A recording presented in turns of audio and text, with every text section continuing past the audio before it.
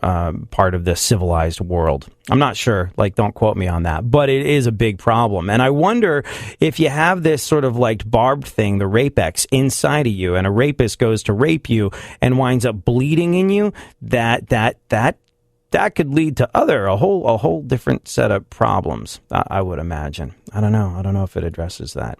I do know this, though. We've had our own advancements in the world of rape prevention here in America, in the US of A. For college-age men in California, if you have sex with a woman and you're both drunk, you can now be found guilty of sexual assault. New law says that women can't give consent if they're drunk. They're not operating with a clutch fully engaged. It's, I guess, equivalent to being able to drive while you're drunk. Your judgment is impaired. Therefore, consent you get while a chick you're with is drunk is not legally allowable and permissible, and she can still claim sexual assault if she agrees to do stuff to you or with you while she's drunk, which is, I get it. I do understand the principle, and the principle is to stop people from getting girls intoxicated and taking advantage of them, or getting girls intoxicated and assaulting, or even worse, raping them. This bill tightens sexual assault laws on college campuses across the state, and it says silence or lack of resistance does not constitute consent. There you go, CeeLo Green. But there's the clarification we were looking for after your tweet about, like, it doesn't count as rape if you knocked her ass out with Molly or whatever the hell it was, he said. The legislation says silence or lack of resistance does not constitute consent. Under this bill, students have to receive not just explicit consent to sexual activity, but ongoing consent. But it's kind of impossible to tell how often students have to pause to receive explicit consent in order for their sexual activity to qualify as consensual. Like, is this okay? Yes. Is this okay? Yes. Is this okay? Yes. Is this don't even think about it. I guess it is the whole situation. No, not there. We haven't been together long enough. And I had tacos for dinner. The bill also codifies use of the preponderance of the evidence, which means, it's standard of proof, meaning that a student accused of sexual assault will be found guilty if fact finders determine it's only slightly more likely than not that the accused committed assault. Basically, this is empowering women. That's the idea. She can claim sexual assault because under the law, she could not give consent if she was drunk. And this is allegedly empowering women. But Funkhouser, what percentage of your sexual encounters as an adult involved a degree of ingesting alcohol, do you suppose? 99! Let me think about it. It's probably half the time, I think. Yeah. I didn't start drinking until I was 23. So maybe less for me. Right. See, there you go. I mean, it's just like alcohol is and I don't drink, but I do understand that alcohol is a social lubricant that that people use to get not from A to B, but from A to V, and maybe then back to B again. Oh, see what I did there? Alcohol is a social lubricant that people use to get a romantic situation moving. And yes, no means no. And 100%. You shouldn't be able to take a girl out, get her liquored up, and take advantage of her. You shouldn't be able to drug her. You shouldn't be this is, I get where it's coming from. But like all laws that are sort of based in an excellent idea, there is tremendous possibility for it to be abused and to get people. It's like the whole sexual assault thing is like, you'll never find someone first to the party. You'll never find someone who shows up to the party faster when that party involves making fun of or getting to take part in the punishment of sexual offenders. Like, line up next to that small guillotine. We've got something planned for you.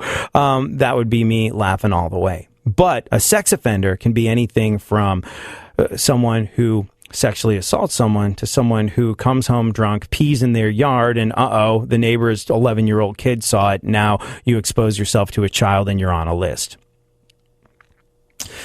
And I know tons of people,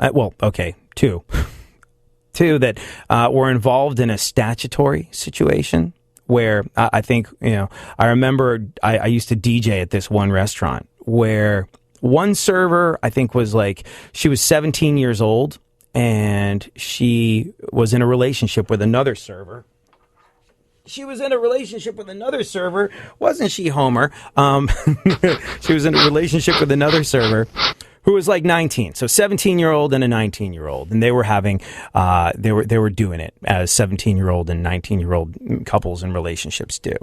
They break up. It goes badly. He starts dating another server in the restaurant. She gets jealous and she cries statutory rape. And now that guy's not allowed anywhere near a school. He's not allowed, and he's on lists and all of the above. And I know a couple of situations where that's happened. And these laws that are designed to protect people,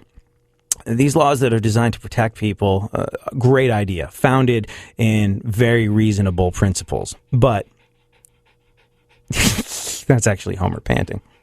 But that's not Funkhouser's sound effect. Funny. Yeah, it's pretty funny. Are you ready to go out soon, Homer? The show's almost over, and then we can go for I can't use the W word or he'll start freaking out. But but anyway, yeah. So these laws that are meant to protect people that definitely need protecting, and the people that hurt those in this way, sexual assault, some of the worst criminals on the face of the planet. I would advocate chemical castration, but you do run into situations where it can get people that in no way, shape, or form deserve to be in trouble. Like, the 17-year-old and 19-year-old that were having a consensual relationship. They break up. She gets jealous, reports it as statutory rape, and now this guy isn't allowed anywhere near a school. And similarly, college kids could get drunk, have sex, as college kids are wont to do, with no malice intended, with no sexual assault intended, with absolute consent given on both sides. And then someone could get their feelings hurt, or could have their feelings hurt, and do something half-assed that young people in love frequently do, which is act rashly and irresponsibly and not reasonably, and could say, oh, well, he raped me. We did Jaeger bombs all night long, and now I feel as though he violated me 2 weeks ago, and I've had the courage to come forward and say this. It's a weird, dicey territory, isn't it? And I bring this up because it's one of those situations. It is one of those situations where, like the rest of the world, other talk shows are going to want to convince you that things are black or white. But as we've discussed on this show, the only black and white is what's in your mind and what's in your heart with regard to your moral compass. It's not just black and white. There's a lot of gray. And in that gray is where you find the truth more often than not. And that is the space that this show occupies. We are finding the truth in the gray. I don't think we have time to get to it, but I'll just set this up for tomorrow. I think you can expect diversity and religious tolerance classes for NFL referees, only because, okay, this Chiefs player, he's Muslim. He got flagged for kneeling to Allah after scoring on pick 6. Hussein Abdullah, he was flagged 15 yards after kneeling in the end zone in Muslim prayer after scoring a touchdown off of an interception of Tom Brady. Now, he actually took the high road after the game, and he said that he thought he was penalized for sliding into the prayer because he was excited. But the sports media are already calling the NFL out, saying that they never flag Christian players for getting on their knee in prayer, most notably Tim Tebow for Tebowing. The mind freaking boggles. Oh, like the NFL needs any of the additional bad press at the moment. Yet, when I look for sympathy for them, I'm not big on finding it, only because, did you know? They're a tax-free charitable organization that doesn't have to give up any of their money to the government. True story. Have a great one. We'll be back tomorrow. We'll do it all over again. Homer will be back tomorrow, too. Say goodbye, Homer.